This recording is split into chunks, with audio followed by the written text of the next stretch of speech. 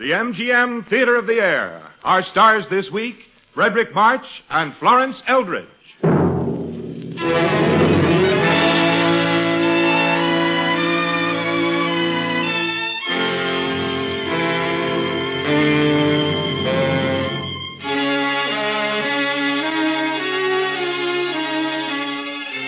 Ladies and gentlemen, your host, Vice President of Metro-Goldwyn-Mayer, and celebrated writer of many Broadway and Hollywood musical hits, Mr. Howard Dietz.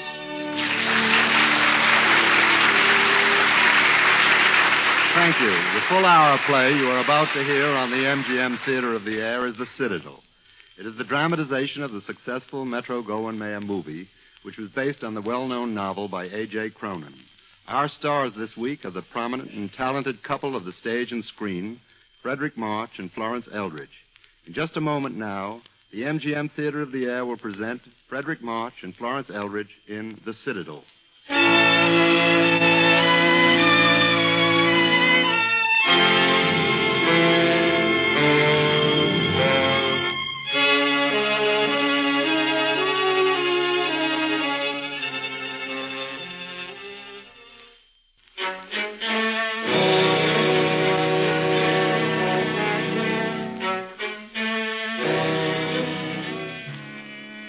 The mining country of southern Wales is dismal, even when the sun is shining.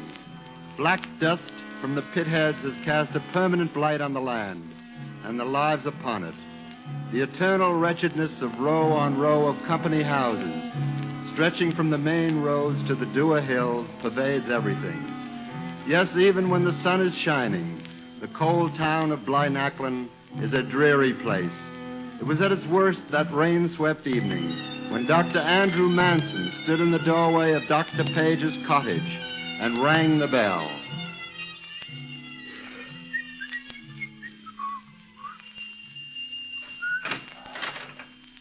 Well, this must be Dr. Manson, the new assistant.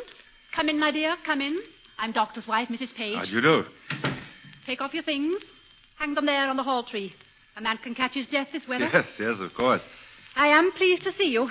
I've been out of my mind nearly since that last awful fellow left us. Come along before you're a minute older and have supper. Is Dr. Page on a call? Oughtn't we to wait? I don't know if I mentioned it in my letter, but the fact is, Doctor hasn't been too well lately. Oh. He's took to his bed these past weeks, but he'll soon be all right. Make no mistakes about that. I see. This is the first job like this I've had. Assistant to a company doctor and all that. But I'm not afraid of work. There now. I knew we'd be lucky with our next one. Here we are. Sit you down now. Supper's ready. Thank you. For what we are about to receive, make us truly grateful. I guess you were glad to land this job. Yes, I was. It isn't easy for a doctor to get placed. By the way, there's a call from number 7 Glitter Place. Came in the back of 5 o'clock. Mm-hmm. No hurry now. Oh, but there, I forgot. This will be your first case in Blaenachlin, and you're anxious to get started. Well, hickey-da, here's to us.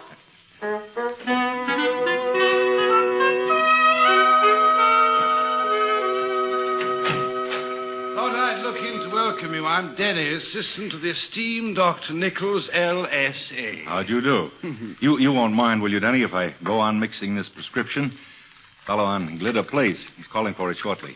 Splendid. You've begun the good work already, huh? 1 tablespoonful every 3 hours. It's reassuring to meet the dear old mumbo-jummery. Now, look here, Manson, I realize you're just passing through on your way to London and Harley-Sea, but in the meantime, there are 1 or 2 things you ought to know. There's no hospital, no ambulance, no x-rays, no anything.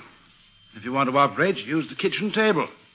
Page, your boss, was a good old doctor 3 years ago, but he'll never do a hand's turn again. Okay. And Nichols, my owner, is a tight little money-chasing midwife. As for myself, I'd better anticipate the gay tidings. I drink like a fish. Now, I think that's about all. Oh, by the way, I should look out for typhoid in Glitter Place if I were you. Some of these cases aren't exactly typical.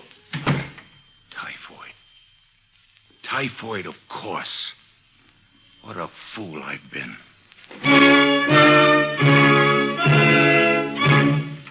Well, Well, Manson, killed anybody yet? You were right, Denny. It is typhoid. An epidemic. I ought to be shot for not recognizing it. I rang the district M.O. and couldn't get a word out of him. I've come to ask your advice. Take a chair, have a drink. Oh, I'd rather... Not.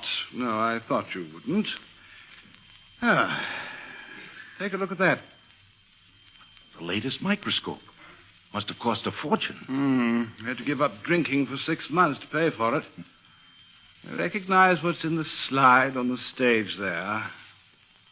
Typhoid bacillus. And very clumsily done, of course. Practically botched. In fact, I'm no slide maker. If anything, I'm a surgeon.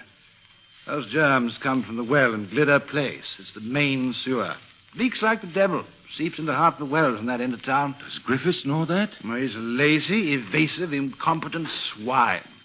Afraid to ask the district council for a new sewer in case they should dock his wretched wages to pay for it.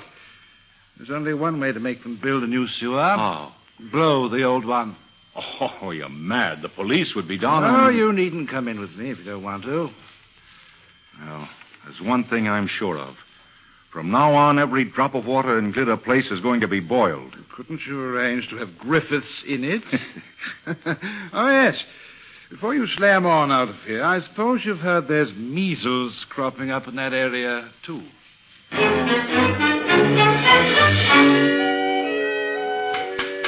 Now, children, we'll go straight on to our sums in 3 columns and pay absolutely no attention to Idris. There's a very good reason why she has to sit over there by herself. Now, then, copy what I'm writing on the blackboard. Are you Miss Barlow? Yes? Oh, aren't you Dr. Page's new assistant? That's hardly the point, though. I am, Dr. Manson. You have a contact here, Idris Howells. You know her brother has the measles. Yes, I know. Don't you realize it's quite against the rules to have her here? Well, Mrs. Howells was at her wit's end. And most of the children here have had the measles. Those that haven't are sure to get it sooner or later. And if Idris had stopped off from school, she'd have missed her milk, which is doing her a lot of good. It isn't a question of milk, Miss Barlow. She ought to be isolated. Well, I have her isolated in a kind of way. If you don't believe me, look for yourself. Back there. A separate stool in the back of the room may be your idea of isolation. I'm afraid it isn't mine. Send the child home at once. Doesn't it occur to you that I'm mistress of this class? You may be able to order people about in more exalted spheres, but here it happens to be my word that counts. You're breaking the law. If you keep her here, I'll have to report you. Well, then you better report me or have me arrested. No doubt it will give you immense satisfaction. There's nothing more, is there? Stand up, children, and say good morning, Dr. Manson. Thank you for coming.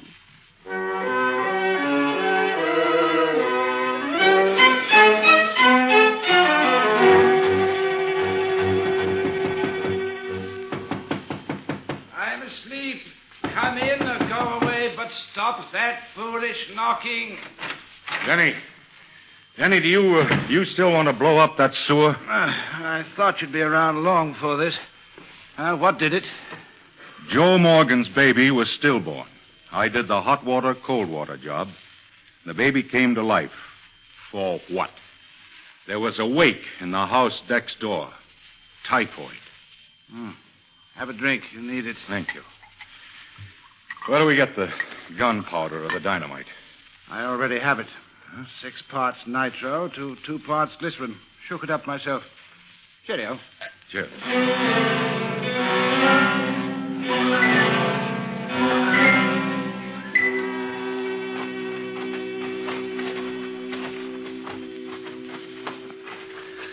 Denny, my son. Do I look as strange as I feel? The manhole. Yeah. Doctor, you will assist at this operation. But of course. Thank you, Doctor. Crowbar, please. Your crowbar, Doctor? Thank you, Doctor. That's not loud enough. Now, ready, Doctor? Here. Mother, knit me a gas mask. Pretty, isn't it, eh? Look at those cracks. Take a last look. Got a match, Manson? Match? Oh, yes, of course. Good man. Quickly now. The current in the sewer will carry them along, away from here. Oh, so that's why the cork floats. Precisely. Can't have our fuses snuffled out, you know. Yeah. Now, that's the last. Roll back the cover. All right. There. And let's get away from here.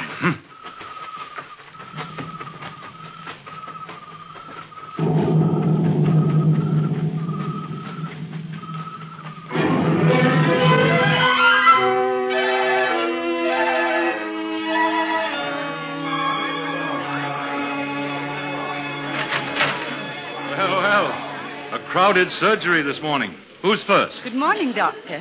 Oh, are you first, Miss Barlow? I believe I am. In here, please. I have a sore throat. Sore throat. Open your mouth, please. Say ah. Oh. Oh, I'm sorry. Again, please. Mm-hmm. Now the chest. Cough, please. Again, please. Lungs are absolutely clear. I'll give you a gargle every 3 hours. Thank you. Oh, Miss Barlow. Yes? For several days, I've wanted to come around and apologize for my rudeness. Perhaps you were right. The children here do need milk badly. But I'm afraid you were right. Idris is out of school with the measles. Oh, I heard what you did with the Morgan baby.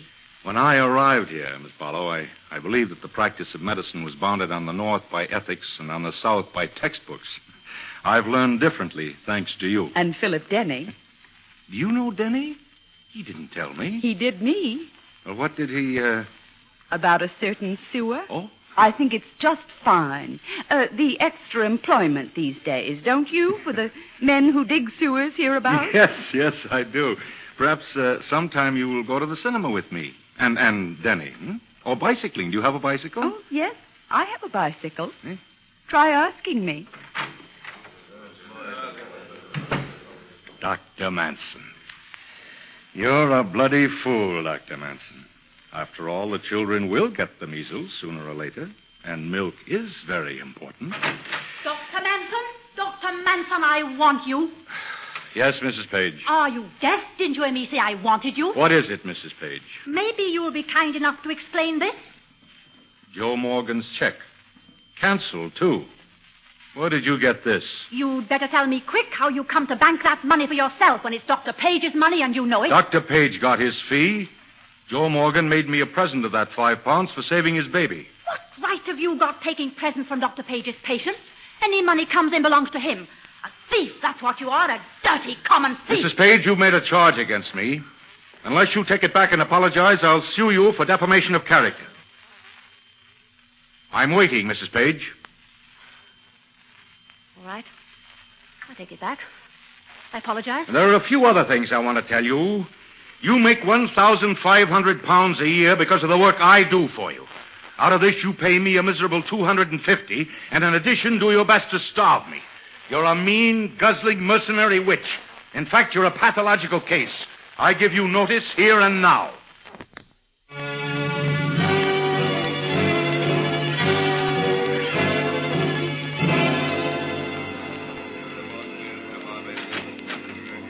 Dr. Manson. Right here, sir. I'm Dr. Llewellyn. Will you come this way, please? Certainly. Make yourself at ease, Doctor. I'm Owen, Secretary to the Aberlow Medical Society. Under our scheme, the workers in Aberlow and the surrounding mines pay over a certain amount of their wages to the Society every week. Out of that, we provide the necessary medical services. I'm head physician and surgeon with 4 assistant doctors. The workers choose which doctor's list they prefer to be on. You get paid so much per head for every miner's card in your file. I see. Altogether, we find it a good scheme. Now then, this doctor is the miners' committee. Gentlemen, have you any questions? Why did you leave, Lilaxon? I was dissatisfied with my wages, working conditions, and lack of medical facilities. Been looking for a job ever since? That's right. But this is the kind of job I've been looking for. I'm interested in mine conditions. Yes, speak Welsh, Doctor? No, I was brought up on the Gaelic. A lot of good that would be here. I've always found it useful for swearing at my patients. Thank you, Dr. Manson. Doctor, we've all been struck exceedingly by two testimonials. One from a Dr. Denny who has an MS, a very high degree. The other, enclosed with his, is signed by Dr. Page, whose assistant you were. They refer to your good self in very genuine terms. There is just one more possible difficulty, Doctor.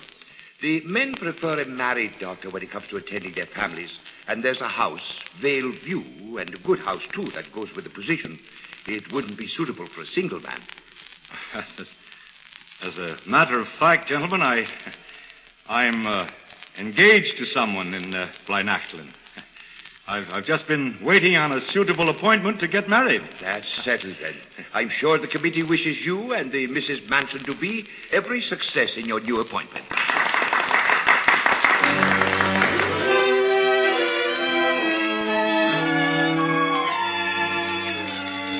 Chris! Oh, Chris! Can you stop a moment? Andrew, of all people, where have you been? I was over in Aberlaw yesterday. What were you doing there? Oh, Chris, they have everything there a doctor needs. Hospitals, X-ray equipment, the fluoroscope. But, Chris, the miners' committee offered me one of the resident posts. Oh, how nice. Yeah, I turned it down, though. There was a little complication. Oh, yes? What was it? Oh, it's a matter of a house. You see, the job requires a married man.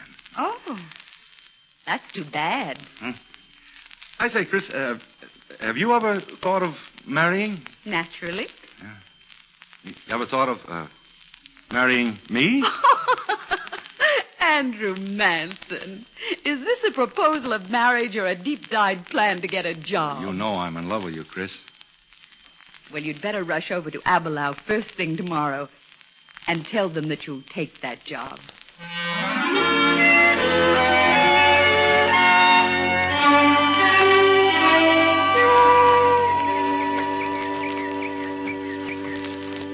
Here it is, Chris. Our new home. Well, it's nice, isn't it? Huh? Do you ever see so many turrets on one little house? No wonder they wanted a married man. Let's go in. Say, Chris, what's that? A wedding present from Denny. Probably an old boot inside. That's Denny's idea of humor. Open it. Go on. Chris, it's the microscope. Denny's microscope. That wonderful... Wait a minute. Wait, he's written something. I don't really need this. I told you I was a sawbones. Thanks to your example, I am shaking the dust of Blynachlan from my feet, too, and getting back to real surgery. Good luck. Bless him. How can we miss now? How can we miss?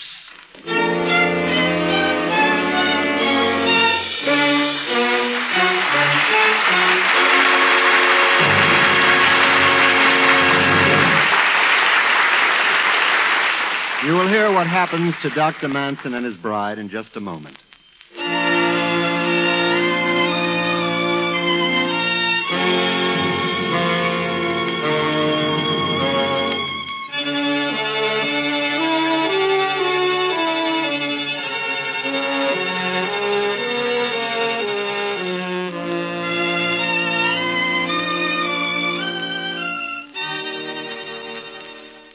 Now for Act Two of the MGM Theatre of the Air, starring Frederick March and Florence Eldridge.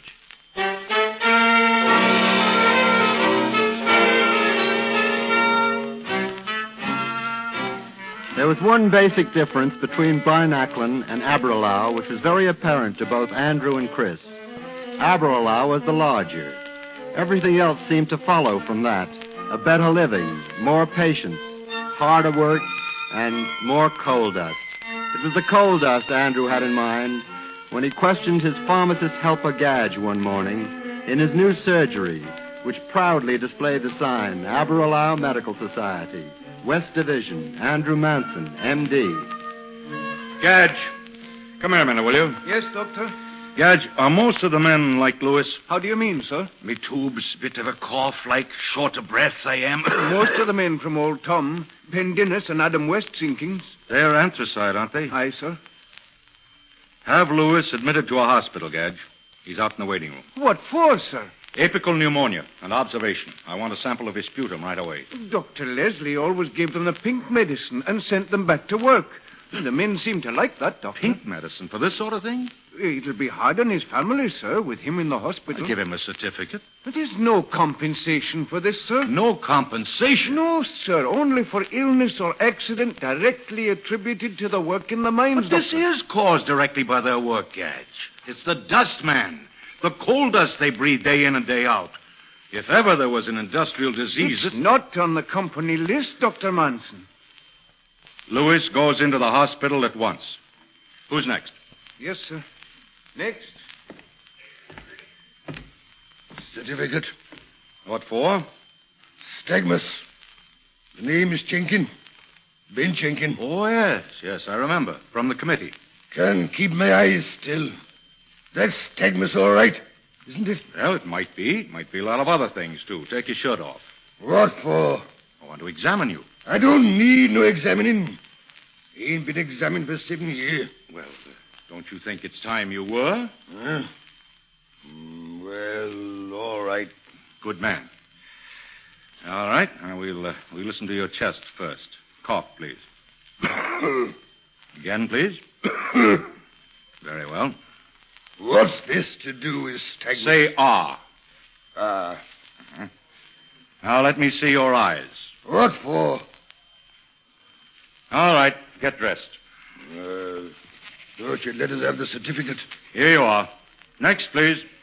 Hey, what's the meaning of this? Oh, can't you understand it? I'll read it to you. This is to certify that Ben Jenkin is suffering from the effects of overindulgence in malt liquors, but is perfectly fit for work. Stagmus! 15 years of Scott Stagmus. Well, you haven't got it now. For the last time.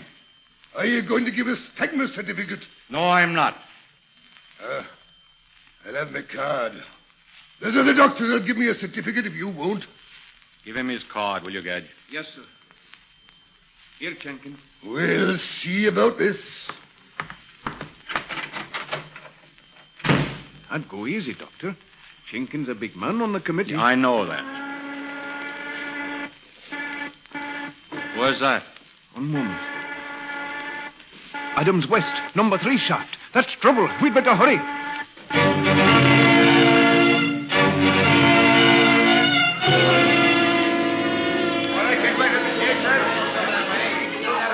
It heads over this way, Doctor. All right, Gadge. I'm with you. Let us through. It's the doctor. Let us through here. Mr. Owen, here's the doctor. Oh, yes. Dr. Manson, it's a nasty business. Nobody killed down there, but one of our lads is pinned by his arm. We can't shift him an inch, and the roof's rotten. Have to go any minute. You'll have to hurry. Very well, Owen. We're ready. Lower away.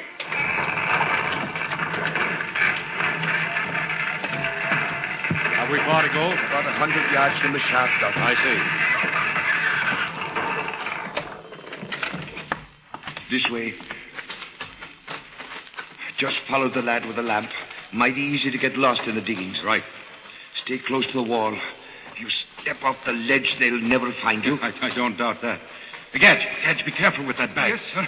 Doing the best, sir. Here he is, Doctor. Looks like you're going to have some ambulance practice on Bevan here and proper. Be quick, Doctor, if you want us to get out of here. His arm's pinned. Very well. Gadge. Yes, sir. Chloroform. Oh, bottles smashed, Doctor. All right. Let me have the tourniquet. Aye, sir. Bevan, shut your eyes.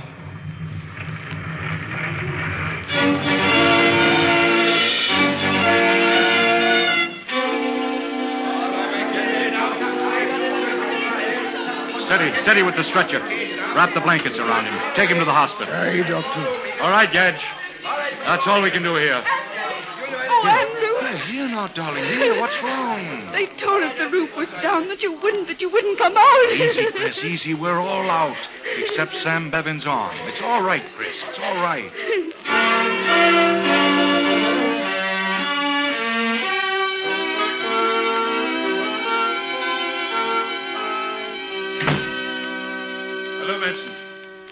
Matron said I'd find you here in the office. Did you have a look at Lewis, my chest case? Nothing to worry about.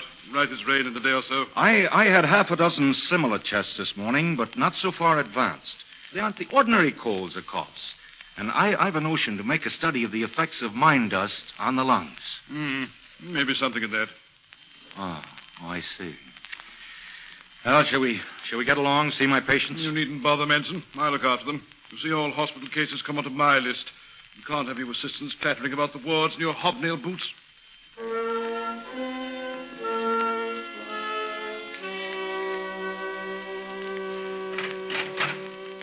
Darling, Andrew.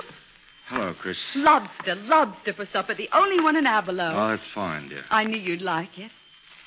Andrew, is Bevan all right? I suppose so. Then what is it, darling? You're upset. Oh, it's nothing.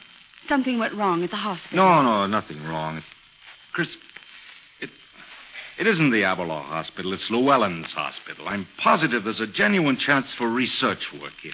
But it takes observation, study, lab work, charting, and scientific recording. Nobody uses the hospital here except Llewellyn. Andrew, you once said that all a doctor needed for research was a microscope, a notebook, and a room with a roof over it. Come with me, dear. You see? Nothing in here except an old packing case and a microscope. But there's a roof, and we can afford to buy a notebook. We? Yes, dear. Don't you think an ex-school teacher ought to make a fair laboratory assistant?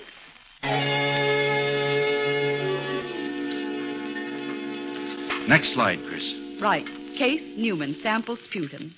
Here it is again. It's the same, Chris. Look, it's the same. Let me see. See the TB cells? Those narrow, straight rods? TB bacillus. And the particles of silica?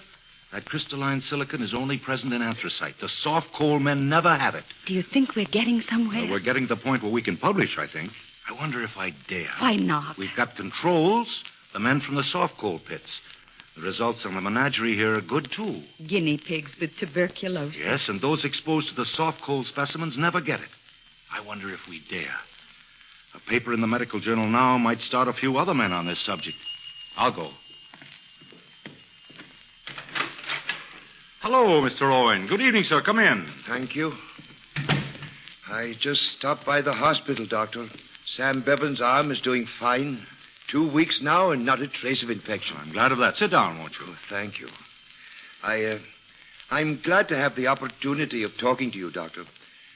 Don't be downhearted if you're having a bit of setback to begin with, like. They're a little stiff, the folks here, but they're all right at heart. They don't get much out of life. It's our job to try to make things better for them. You know, I think I've already stumbled on something along that line. You have now? A lot of the men have diseases of the lungs, and I've a hunch it's caused by the dust in the mines, the anthracite mines. But they've worked in the dust for years. I'm not sure yet, but I think the worst thing is a chemical reaction on the lungs from the silica in the coal. I've gone over all the medical literature on the subject, and there's no mention of any such industrial disease. And when the men are laid up or develop tuberculosis, they don't get a penny of compensation. My goodness, Doctor, you're really talking. I never heard anything so important for a long time.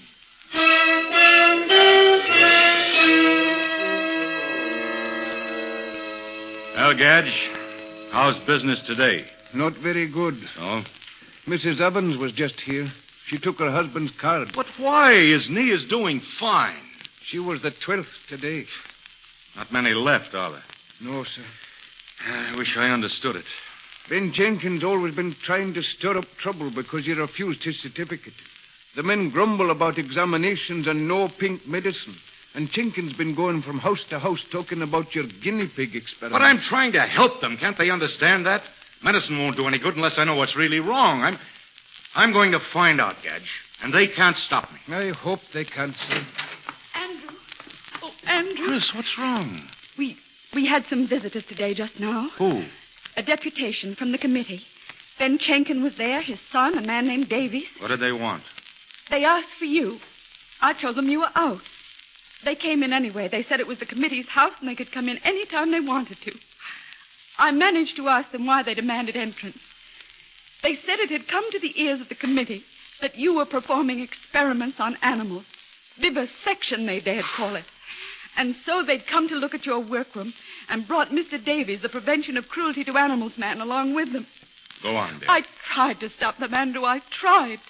But they pushed past me through the hall into our lab. Jenkins saw the stain on the board where I dropped the fusine that time, and he let out a roar. Have a look at that blood. He shoved all those little animals in a bag. I tried to talk to them, Andrew, but they wouldn't listen. They took those little animals and they went away. Never mind, dear. Now, never mind. I never heard such rank impertinence in all my life. And you had to put up with it. I'll make them pay for it. I'll get Owen out to call the committee into session. I'm afraid that's already been done, Andrew. What? By whom? Some of the men. Owen stopped by to leave word for you. The meeting's called for tomorrow, and you're to be there.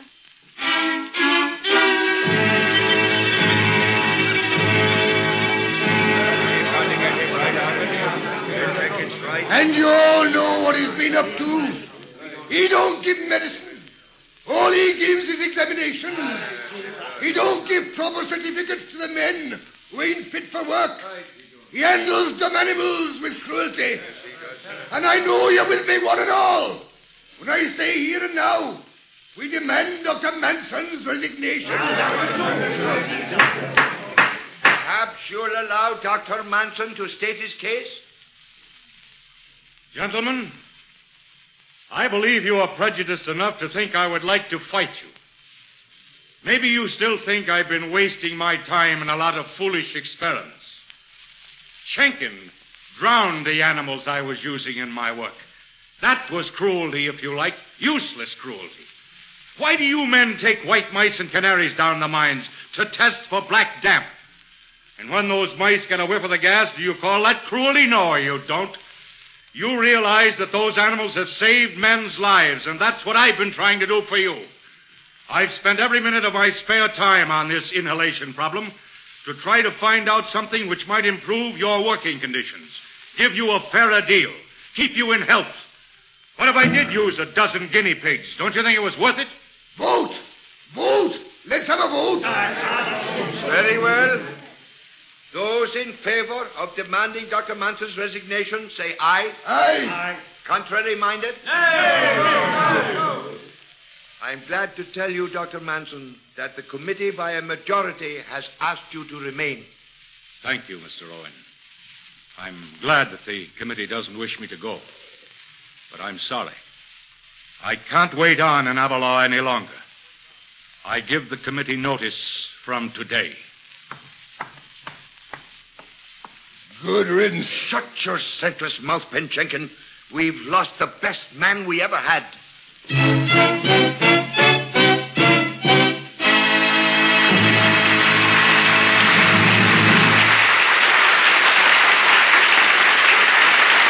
We'll continue with the story of Dr. Andrew Manson in just a moment.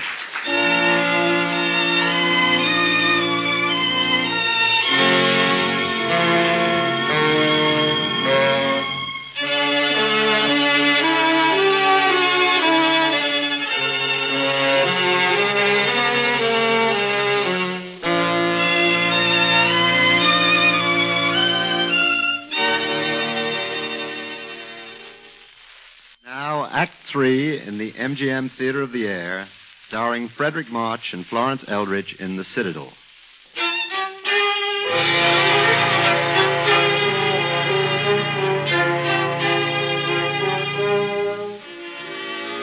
Andrew and Christine Manson left Aberlour and all of Wales far behind.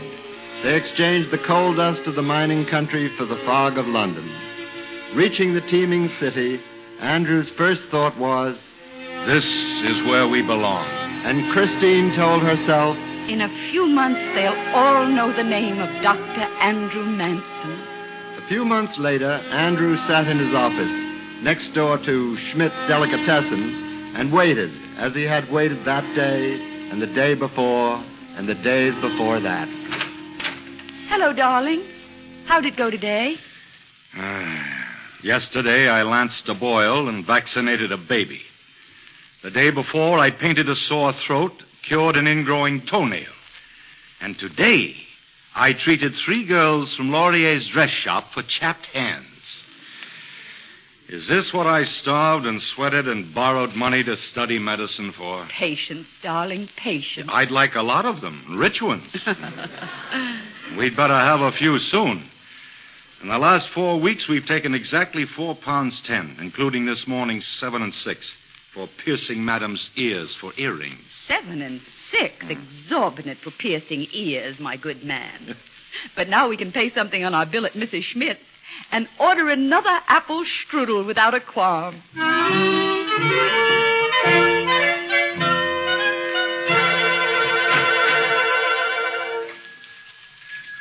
Hello, Doctor, and the Mrs. Doctor. Good day, Mrs. Schmidt. 2 sandwiches, please, the specials. But of course. Clara, from the icebox, the special liverwurst and the corned beef. She'll bring it right in, my Clara. She's getting to be a big girl, isn't she? Yes, they all do. They grow up. You will see someday. Only they should stay healthy. Amen to that. Oh, you fixed the patient I sent to you for the earrings? Oh, it was very easy, and thanks for thinking of me. Oh, we'll send you lots of patients. You just wait. And now I get the sandwiches. Clara. I don't know how I'll pay you back unless I put all my patients on a diet of pumpernickel and pickles. She's such a nice person. Not much fun for a youngish woman, a growing girl and her husband dead in this neighborhood. People are nice, Andrew, when they're themselves. That's amended. When they're allowed to be themselves. Amendment accepted. Gosh, I wish they'd hurry with the food. I could... Doctor, I told you lots of patients. At your door, a girl from Laurier's. Someone there sick. Quickly, you go with her. Chris, I don't... You go on, dear. You heard Mrs. Schmidt. Patients, lots of them.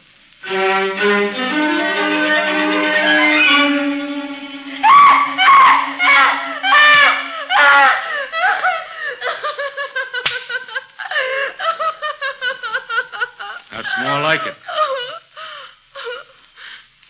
I want to go home. I'm sorry. It was the only way, and it worked. It worked. Take me home. Now, that's hardly necessary. I want you to take me home, Doctor. Very well, since you insist.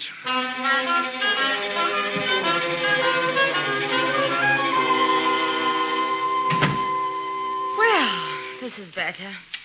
Oh, look at me. I do look foul. I'll get that filthy little Laurier girl sacked. I gave them something to think about, didn't I?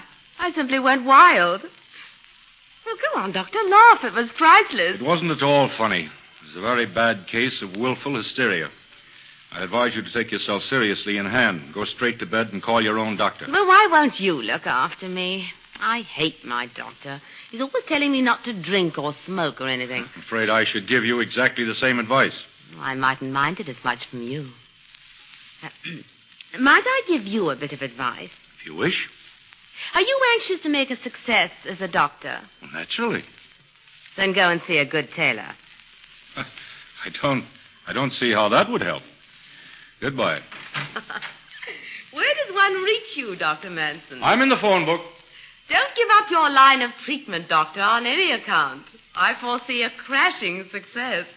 Goodbye. Women. Women like that. Oh, I beg your pardon, sir.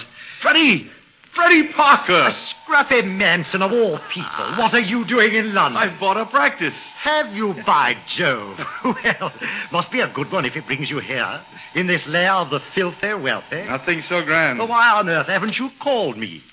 You knew I'd want to see you after all those years together at Edinburgh. Well, who's your patient? In these flats, I mean. I don't know. Miss Leroy, I believe. Oh, that's good. You always were a queer one. A great professional man, Andrew. Indifference. A Miss Leroy, I believe. And she's only the richest girl in London.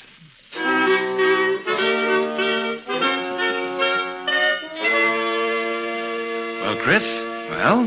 Well, what? Well, now that you've met them, Freddie and Mr. Ivory, the surgeon, all of them, what do you think? Oh, they're all perfect gentlemen. What bedside manners. Haven't they, though? Ivory in his Harley Street clothes. I'll bet he operates in a frock coat. Oh, white tie and tails in the evening. I'd like to see him or Freddie operate on a kitchen table in Blinaclin or amputating a mine with the roof falling down. I wouldn't. Chris, They think I'm just a small-town doctor. You're a good doctor. I'm sick of having men like that look down on me as if I were a poor relation. I'm going to beat these smoothies at their own game. You just wait.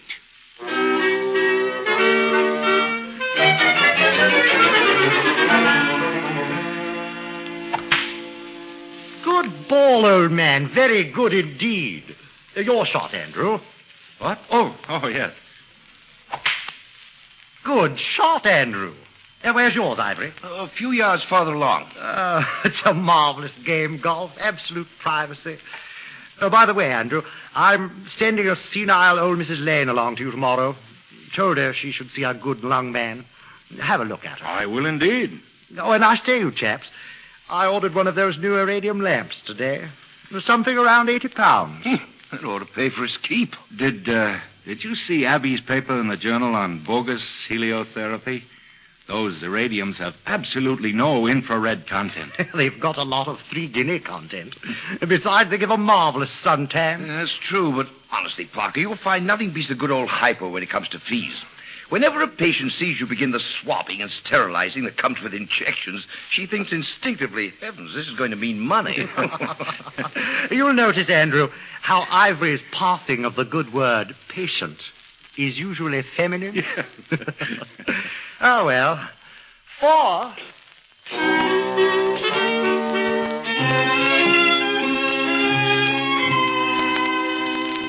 Dr. Andrew, why can't you come to dinner? There's to be nothing on your pad but someone named Stillman. Mr. Richard Stillman. Good Lord, I'd forgotten the American lung specialist. And then Mr. He's not even a doctor. That's nothing to do with it. He's developed the most successful TB clinic in the world. Now you run along, and I'll try to see you tonight. Go on now. Well, some stuffy American's more important than I am. Goodbye, Dr. Andrew. Goodbye, Miss Leroy. Mr. Stillman, won't you come in? Dr. Manson, I've been promising myself this pleasure for a long time. I hardly expected to find you in Harley Street. Well, we never know where we'll end up, do we? Sit down. Thank you. It's an honor to have you here. What can I do for you? Not a thing. I called to tell you how much I appreciated your paper on dust inhalation and silicosis and its effect on the lungs. That is nice of you. It's too bad that one who showed such original promise in that work couldn't go on with it. Yes, I suppose so. But doctors must live, you know. What brings you to England? You're Sir Herbert Cranston. The man who makes those wonderful little automobiles has built me a small clinic in the country outside London. Oh. Yes, we cured him of asthma at our place in Oregon. He seems to think England can use our methods. Well, that's splendid. But watch out for the medical council. I don't think they'll bother me. Oh, pardon me a moment. Yes, of course. Yes? Oh, well, ask Lady Farnham to wait a few moments, nurse. And tell Mrs. Partington Smith that I'll be glad to see her tomorrow, and we won't charge her for today. Hey, you're busy. I'd better be off. I'd like a real talk with you sometime. I'm awfully sorry. I'm always swamped during consultation hours. Yeah. Come out and see our place sometime. I'll show you our apparatus. Huh? Well, goodbye. Thank you, sir. And goodbye.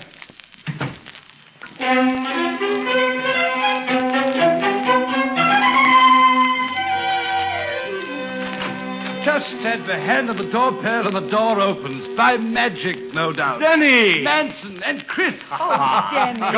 Come in. Where have you been? Doing 16 operations a day in the slums of Leeds. Huh? Chris, let me look at you. Ah, prettier than ever. Get along with you and me, a married woman. This is a very grand place. I'm sure I haven't made a mistake. This well-dressed gentleman is Dr. Manson. It is, indeed. And for you, he prescribes a drink. I'm sorry, I'm a lemon squash man. Now, I found that real surgery and alcohol don't mix. Say, you know, we've a new car, Denny. We're just going to try it. Come along, won't you? And you know where? To Mrs. Schmidt. Yes. Oh, Denny will love those special sandwiches. Special sandwiches? Your motor car? You don't sound like the bloke what blew up a sewer with me.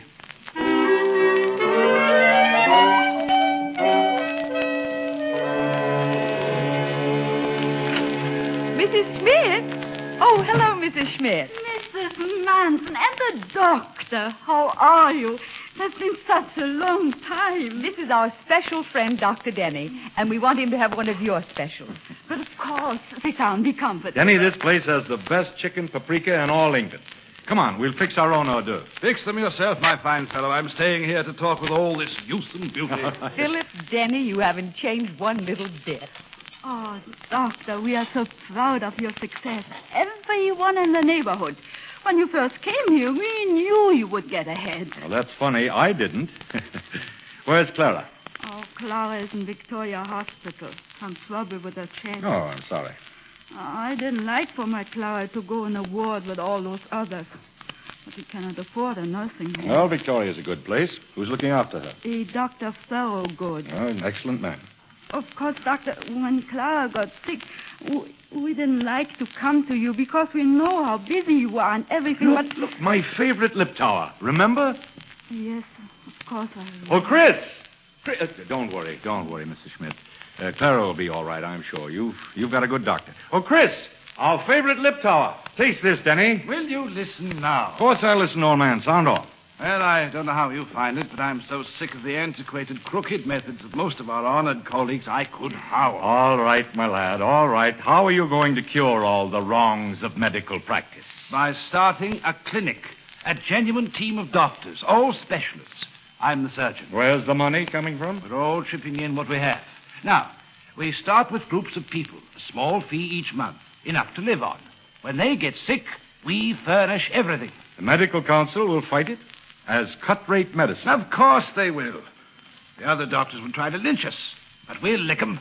For once in this country, the patient is going to come before the doctor, and that's a complete revolution in our medical system. Oh, it sounds grand. It is grand. Andrew, we need you for chest But work. look, Denny, I've got a grand practice. I can't just throw it away. Won't you even consider? How can Will I? there be anything else? Chicken paprika. Something to drink?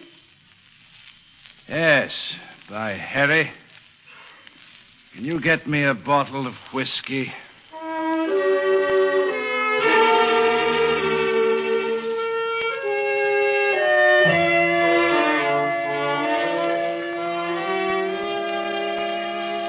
I think a picnic was a wonderful idea, Chris. Do you? Mm-hmm. Andrew, yesterday, Denny said you used to look on medicine as an attack on the unknown, an assault uphill, as though you had to take some citadel you couldn't see. That's all very well for Denny, but I have a practice to think of, one that's making us rich. But do we want to be rich? I don't like your new ideas about medicine. And I don't like your not being the Andrew Manson I married.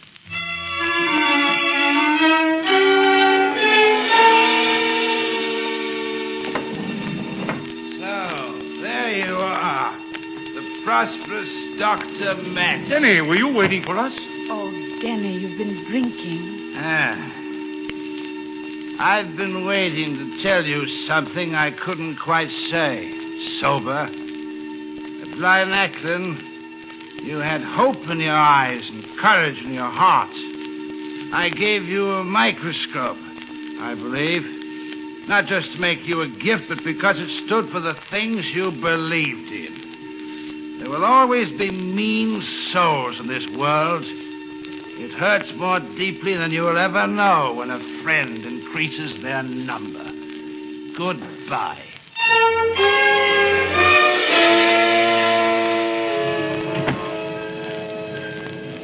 Oh, he left the window open again. Would you like some tea? No, thanks. What's that confounded racket down there? There's been an accident. Andrew! Andrew! It looks like Denny!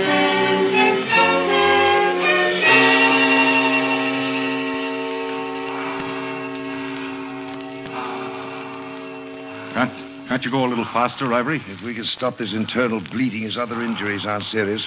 Clamp, please. Swab. I wish you could hurry. His pulse is very low. What about a transfusion? It can't stop at this stage for that. Swab, please. Nurse, adrenaline hypo. Quick.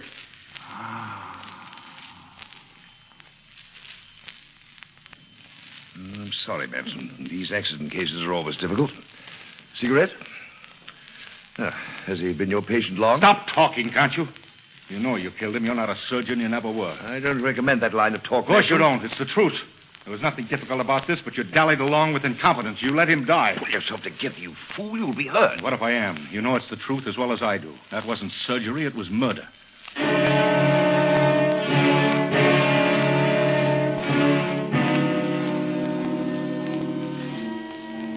Andrew, what happened? Is he... Denny's gone. He's butchered. Ivory killed him. Oh. Andrew, where are you going? I don't know. Dr. Manson. Dr. Manson, why are you standing on Waterloo Bridge? Dr. Manson. Were you thinking of jumping, Dr. Manson? That's very negative, you know.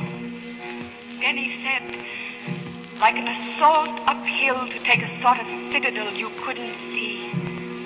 A citadel, Andrew. A citadel you couldn't see. Go back to being a doctor, Dr. Manson. That title meant something to you once, you know, back in the days when we blew up that sewer. Mrs. Schmidt, what hospital did you say Clara was in? Victoria, Doctor. Come with me.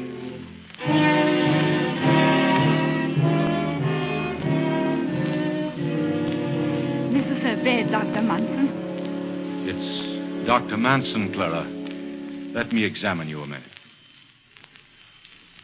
That lung should have been tapped days ago. If it isn't done at once, she'll die. Help me with this blanket, Mrs. Schmidt. Don't worry. She'll be all right. But we have to get her out of here. Oh, whatever you say, Doc. Keep her covered. I'll carry her. I see. What does this mean? Are you a doctor? Yes, I'm a doctor. Where are you taking my patient? To the Stillman Clinic. She's my patient. I forbid such unethical behavior. Mrs. Schmidt, was this man Clara's doctor? Yes. Are you satisfied with his work? No. Do you wish me to take the case? Oh, yes. Dr. Thorogood, get out of my way.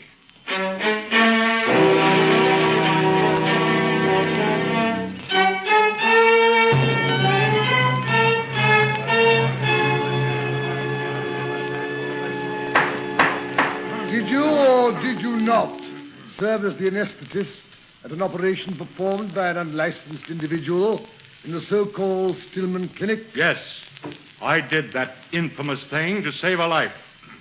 I took Clara Schmidt to Stillman. What if he is unregistered?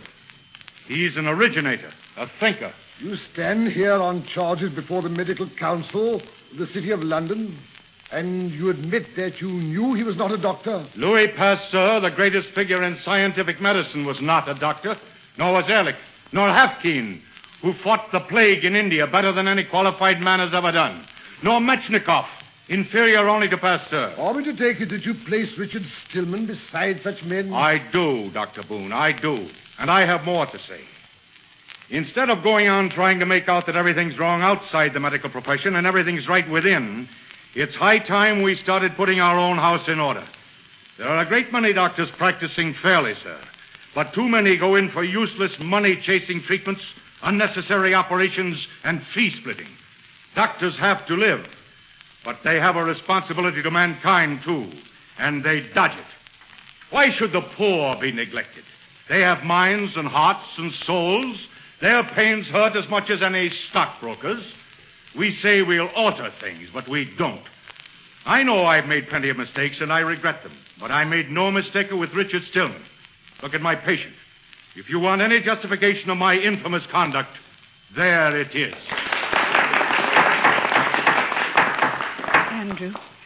Andrew, my dear. It's all right. Whatever they do, it won't matter. Andrew, here. Look. Whatever... The plans for the clinic. Mr. Stillman took me to his automobile manufacturer. Cranston? Yes, and he approved the plans. He'll put up all the money we can't furnish ourselves. And he likes the name. What name? I told him we'd like to call it the Philip Denny Memorial Clinic.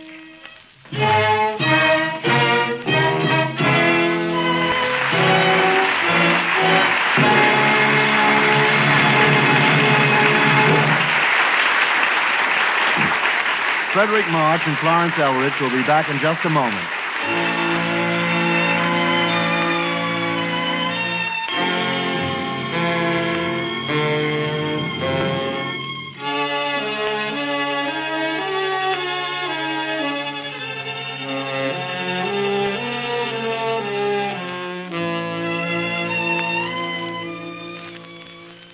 As a postscript to these radio plays, it is customary to subject the star to a brief interview. In this case, where there are two stars, the interview becomes a triangle. Conventional theatrical situation? We've had joint interviews before. Joint interviews?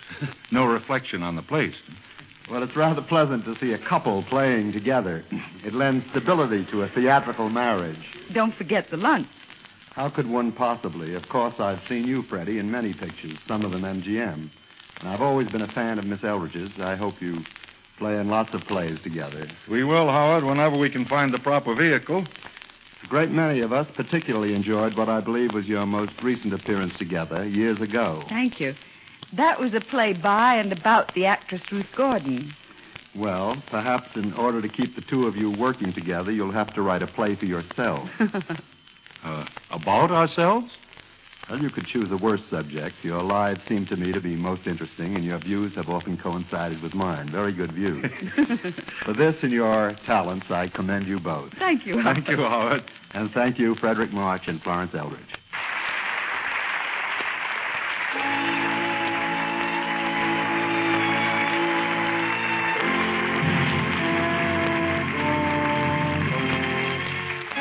The Citadel was presented by arrangement with Metro-Goldwyn-Mayer, producers of Malaya, starring Spencer Tracy, James Stewart, Valentina Cortesa, Sidney Greenstreet, and John Hodiak.